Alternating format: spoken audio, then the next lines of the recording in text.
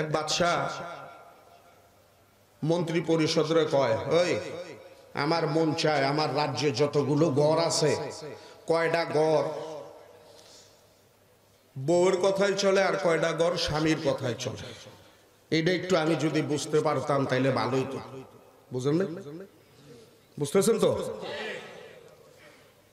মন্ত্রী পরিষদ কয়, স্যার এটা কোনো ব্যাপার না, আমি ডাকডোল পিড়ায় দেব। আগামীকালকে সকালে আপনি 2 রকমের প্রাইজ রাখবেন। যেই ঘর স্বামীর কথায় চলে ও ঘরে একটা প্রাইজ দিয়েন, আর যেই ঘর বউর কথায় চলে ও ঘরে একটা প্রাইজ দিয়েন। বুঝতেছেন? রাজা কয়, ঠিক আছে।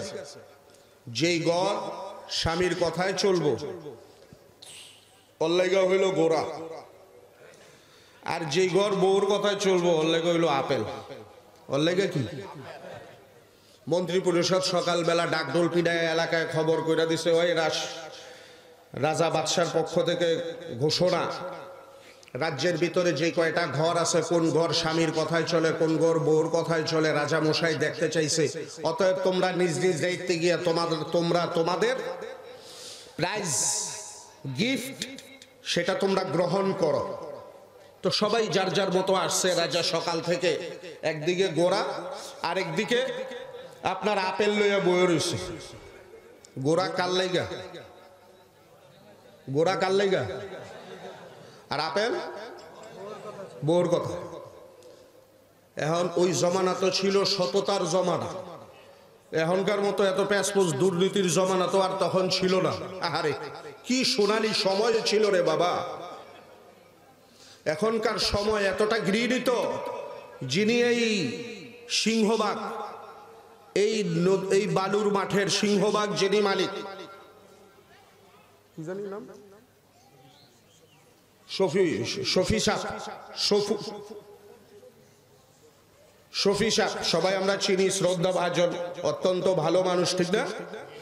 ওনার পক্ষ থেকে এখানে মাহফিল হওয়াতে কোনো অসুবিধা নাই, কিন্তু কিছু কিছু মানুষ এখানে মাহফিল যাতে না হয় এই জন্য নানান রকমের ষড়যন্ত্র করে। কোন অবস্থা আমরা এখানে মাহফিল কইরা কি কোনো অসুবিধা করি?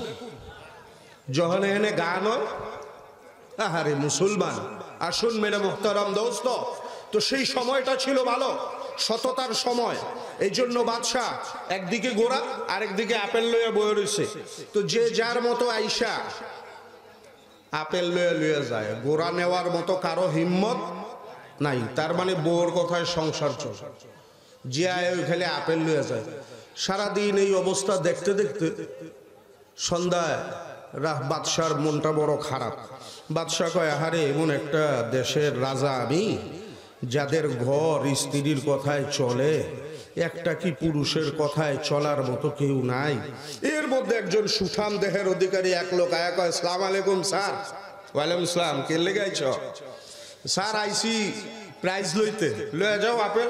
কে? আমরা আপেল লো মুখে আমগরে কি দেখতে ওরকম মনে হয়নি, গোড়া লয়ে যাবো তাই নাকি? কাহা তাইলে তোমার কথায় ঘর চলে? কাহা টু শব্দ করার মতো কোনো ক্ষমতা নাই। আমার বউ আমার সামনে কোনো কথা কবে একদম মাইরা আলাম, চিনেন না আমগরে, তো লয়ে যাও গোড়া।